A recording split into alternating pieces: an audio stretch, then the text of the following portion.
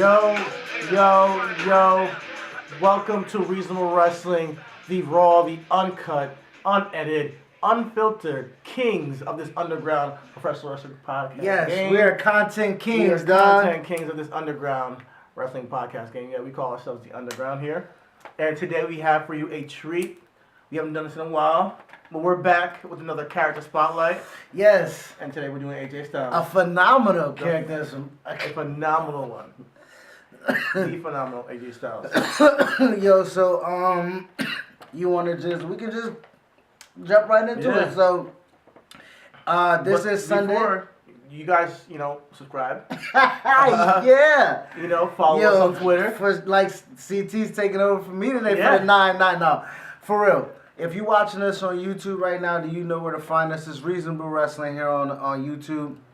Also, we're on Twitter, man. Follow us on RW Podcast 1 on Twitter. We're also Reasonable Wrestling on IG, Facebook, SoundCloud, wherever you find podcasts is podcasting, wherever you got social media at. Follow us. Except for Snapchat. I can't have no Snapchat, man. I have a Snapchat. I don't really use it much, but I used to be on there all the time. We don't need it, man. but yeah, we're two taken guys, so Snapchat is not really. It's not really what Snapchat getting you in trouble. We're here. Royal Rumble Sunday. This is where 3 years ago, AJ Styles made his WWE debut. Literally here watching the pre-show, right here, right to my left. It's on the 55-inch right now. We will rotate, but it's JB on screen, so who cares? Exactly. But yeah, but actually, literally right here in this city where we're at, we're in Orlando. Yeah, this is where he debuted. This is where he debuted at the Amway Center at the Royal Rumble. He was entrant 3, coming in. This was he wasn't 2. He was 3. He was 3. It was the 1 versus all Rumble. Okay. When Roman came in as the champion, number 1, and whoever eliminated him would get cash. It was almost the Stone Cold Steve Austin storyline, but he debuted in 2016. But his career didn't start in WWE. That's not where it started. It started way before that. If you guys have been watching him in WWE, you guys heard all the time that he's traveled across the globe. He's a well-seasoned wrestler. Yeah. He's wrestled in TNA. Yep. Impact Wrestling. He's wrestled in ROH, Ring of Honor. He's wrestled in New Japan Pro Wrestling. He's wrestled in the UK. He's wrestled all over in the Indies. And to me, also PWG. To me, all these indie guys that do all the flips and shit, the Ricochet, the Matt Seidels, all the freaking Matt Seidels, all the people on 205 Live, they're all AJ sons. If you just ask me, they all are AJ Styles sons. So let's just get right into where he got his foundation. What do you have for us over here? Well, I do see that his early career was Ring of Honor. Okay. I know probably more than likely everybody is going to attach him to TNA. Yeah. So he was Mr. TNA. He was Mr. TNA. So if you want to go in right into his TNA stuff, we can. But how long was he in Ring of Honor? He was in Ring of Honor his earlier years, except from 2002 to 2004. Okay. So he was in Ring of Honor from 2002 to 2004, and some of his highlight matches. It looks like that he was with some people that will be industry kind of names that I won't personally understand. He was the first ROH Pure Wrestling Champion. Okay. So, I mean, that was probably a high honor right there as far as being a pure... When we think of pure wrestling, we do think of technicians like a Chris Benoit, a Dean Malenko. Shit, and AJ Styles was throwing his name right into that world. I think that in the time when they had Daniel Bryan, at Bryan Danielson, he was making his name over there and honestly just tearing the house down with people. He brought something to the table that was never seen before. And so if you want to go into his, that's pretty much why he got signed to TNA. Well, he was in TNA. That's another thing I was going to bring up. We're doing bringing up our research. I have my research up here with me. He signed a non-exclusive deal while he was with ROH with TNA. So that was already showing the collaborative nature of wrestling at that time. Yeah, you know what I mean? Literally almost 15 years ago. That's when WCW went down.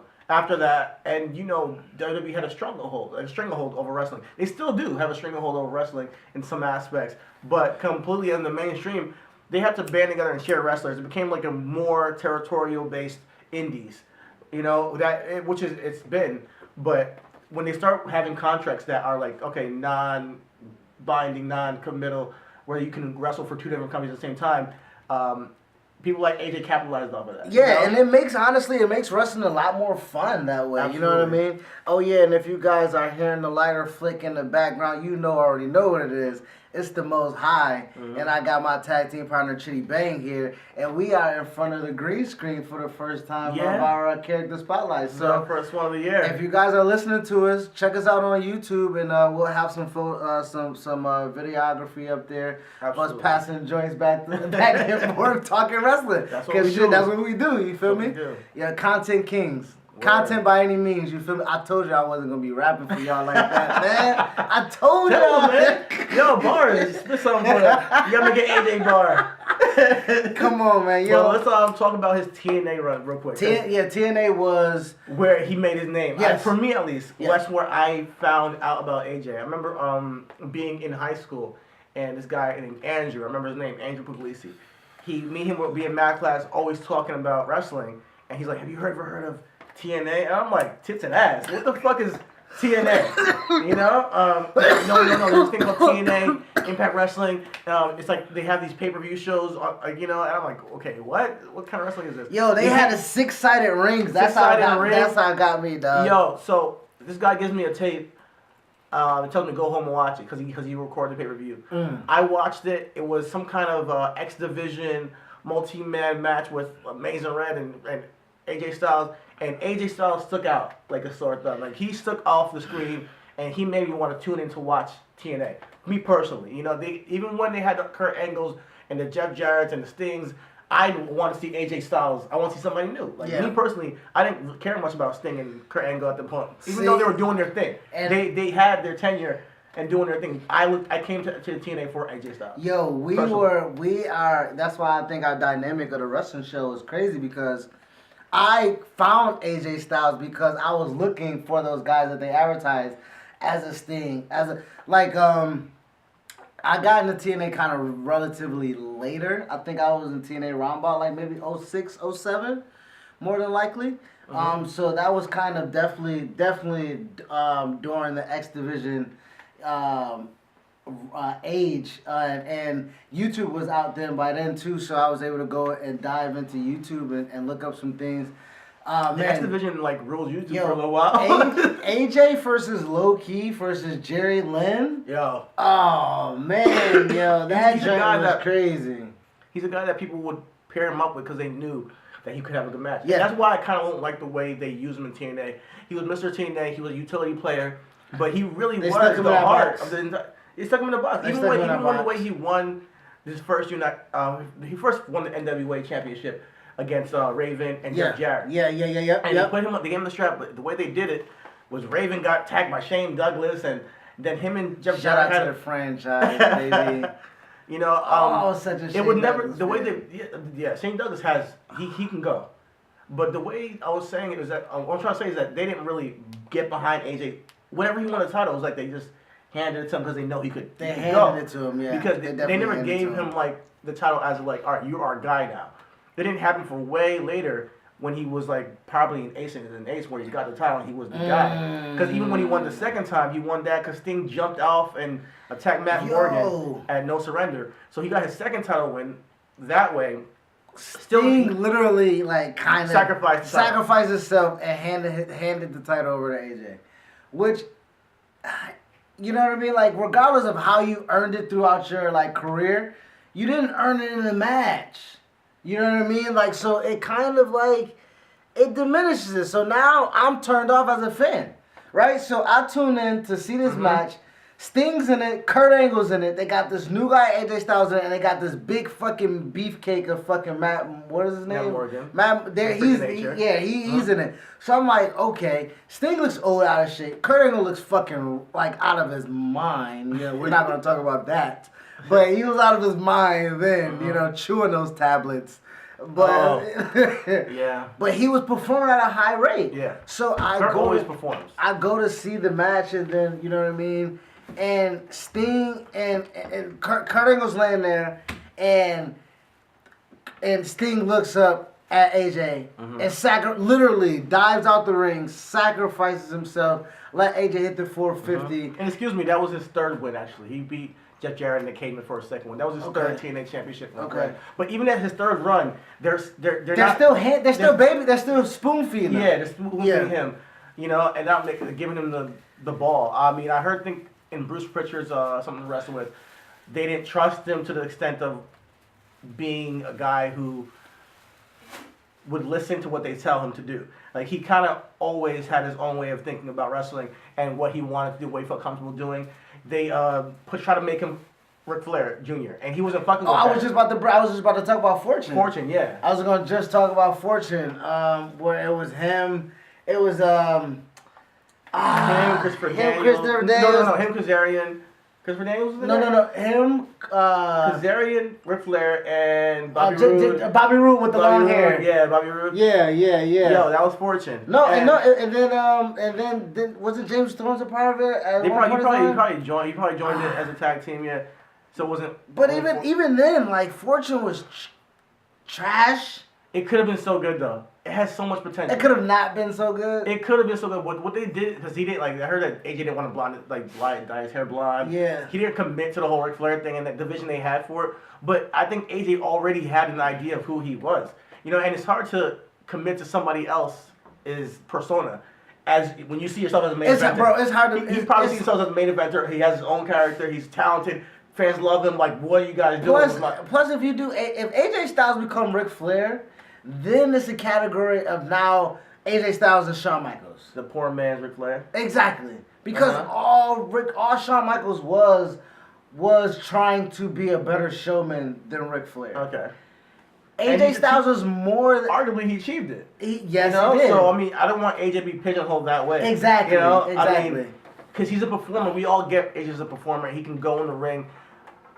What AJ lacks is that personality, that personability, that... And they didn't give it to him in TNA. Like, I think they tried. They tried to. They tried. I think more... Well... And I maybe... That character development, they kept doing and putting him in stupid lines where... He cheated on his wife and it was like a secret. Oh my god! It was like a lot of bad writing. TNA was bad. Shout out to Bruce Pritchard. And I don't mean to be shitting on you guys. I really don't. Nah, fuck that. AJ, it was bad. Basically, what I'm trying to say was his TNA run. He was Mr. TNA in the ring, and he should have been put in a better position to succeed amongst all that the talent. They were blinded by the lights with the Kurt Angles and the things. We got Jeff Jarrett. All these guys have history and tenure, and they have a name.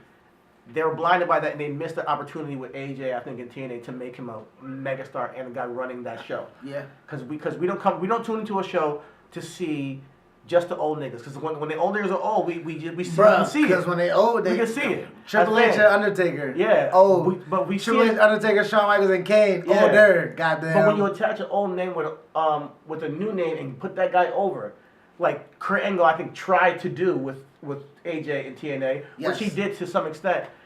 I think that's how you do that. You do it with one star, and they do it with another star, and you build new talent that way. They try but when they started to do it, it was too late.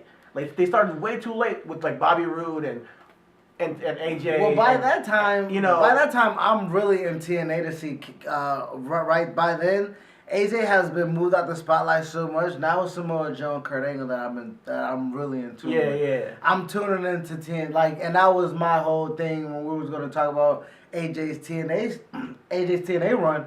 Was I didn't come to TNA to see AJ. I see. You know what I mean? Like, Kurt and Samoa Joe, even though Kurt and AJ had that feud, I wasn't really fucking with it per se. You know what I mean? Like, I didn't get into AJ's quote-unquote style or work rate of wrestling until I started seeing him in, like, 2014, 2015, 2016, when I'm more educated as a wrestling fan. You know what I mean? Like, so maybe, like, when he went to New Japan. New Japan, CMLL, you know what I mean? Like, I was kind of like, when he was PWG, I think I saw what he did back in ROH. You know what I mean? Like, what AJ did when he left TNA is remarkable. Honestly, yeah. He showed the world that I am who you think I am, guys. Like, he showed the world, like, oh, you guys. You thought I was the best in the world? Yeah, I really am. I'm really about to go out in the world, dog. Mexico, Japan, everywhere, having England, no pun intended, matches with Tanahashi, Ace. You got him with Okada, handing out L's to them. Starting and being a part of a faction called the Bullet Club and starting a whole new. What shit you want to go to his New Japan run? Let's go to the New Japan run. All right, well, fuck it. I think his New Japan run, so he returns to ROH in like I said, 2014, 2016, and he's also ROH now still being intricate in the intermediate of wrestling companies. Yeah. TNA, he became ROH champion. ROH has a partnership with New Japan. So a talent exchange, quote unquote. You know what I mean? And now he's in New Japan. So Bullet Club's pop off. I'm not really too versed in Bullet Club as of yet. You know what I mean? At this time, it's Prince Devitt, it's Balak Fale, it's OG Tamatonga, and over the time they bring in the Bucks. Yeah. Then the Bucks kind of, and the storyline, Bucks kind of exile Finn Balor. Yeah. Goddamn, the same night that they kicked the leader out, by damn, they have a new leader, AJ Styles. And a perfect fit to like that leaving Prince Devitt. Prince Devitt leaving, and a guy who can go the same way. Yeah. Fit that pocket so smooth, perfect. And when you're talking about character, like New Japan, gave him. But shout out to Prince Devitt for breaking the glass ceiling. Shout out to real Rock and Roller For breaking the glass ceiling with the weight classes in New Japan. Fergal, because if there wasn't for Prince man. Devitt, Mr. Finn Balor, Mr. Fergal himself, I'm not sure we'd get AJ having all those big matches and winning 2 times the IWGP Heavyweight Championship. So twice. Prince, AJ, and then we won't fast forward too much because we do want to we want to stay in pocket with New Japan. But between Prince, aka Finn, AJ, and Kenny Omega, let's say the Bullet Club. I don't want to say the club made the men, but goddamn, they're in a weave. They don't become the superstars that they are without the Bullet Club. The Bullet Club is very intricate, dog. The talent that was in it, they perfectly used their opportunity. I'm mad that I think the even with Cody coming in, and there's a very quick tangent. I do think that they should have reverted back to the old ways and gave Tama a run as leader. I think so too. When you're cutting off heads and you're presenting yourself, I think Tama should have killed off Kenny because fuck that elite shit, and then because the sacredcy of the Bullet Club would have been. Yeah, I think that Tama has the attitude. You know and he's different. Because every leader was different, you know, and this is off on a tangent. And he's a radical leader. Yeah, he's a little bit different than a Kenny Omega, who was different than an AJ Styles as a leader, who was different than a Fergal. So I think Tama would have been great. This Switchblade guy, I don't know if it's me, I just don't believe him as the leader of Bullet Club. No. And that means you're declining as a leader. Exactly. You know?